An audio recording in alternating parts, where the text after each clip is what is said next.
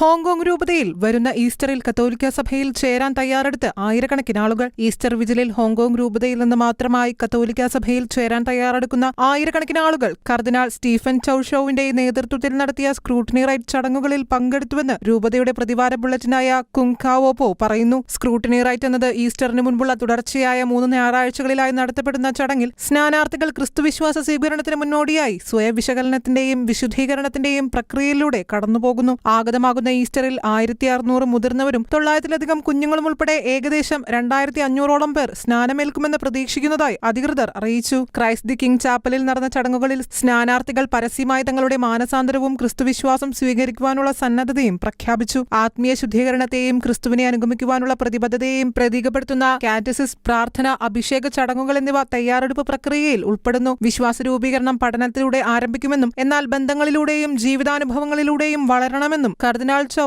ഊന്നി പറഞ്ഞു. പരിശുദ്ധാത്മാവ് വിശ്വാസികളെ ദൈവവുമായുള്ള ആഴത്തിലുള്ള കൂട്ടായ്മയിലേക്ക് നയിക്കുന്നുവെന്നും വിശ്വാസം മതബോധനത്തിനപ്പുറത്തേക്ക് പോകുകയും സഭയ്ക്കുള്ളിലെ പ്രാർത്ഥനയിലൂടെയും ഐക്യത്തിലൂടെയും വളരുകയും ചെയ്യുന്നുവെന്നും കർദിനാൾ വിശദീകരിച്ചു. സഭയുടെ സേവന പ്രവർത്തനങ്ങളും ക്രൈസ്തവ വിശ്വാസികളുമായുള്ള ഇടപെടലുകളും പരിശുദ്ധ കുർബാനയിൽ ക്രിസ്തുവിന്റെ സാന്നിധ്യവും ക്രൈസ്തവ വിശ്വാസത്തിലേക്ക് തന്നെ ഏറെ ആകർഷിച്ചുവെന്ന് സ്നാനാർത്ഥികളിൽ ഒരാൾ മാധ്യമങ്ങളോട് പങ്കുവച്ചു.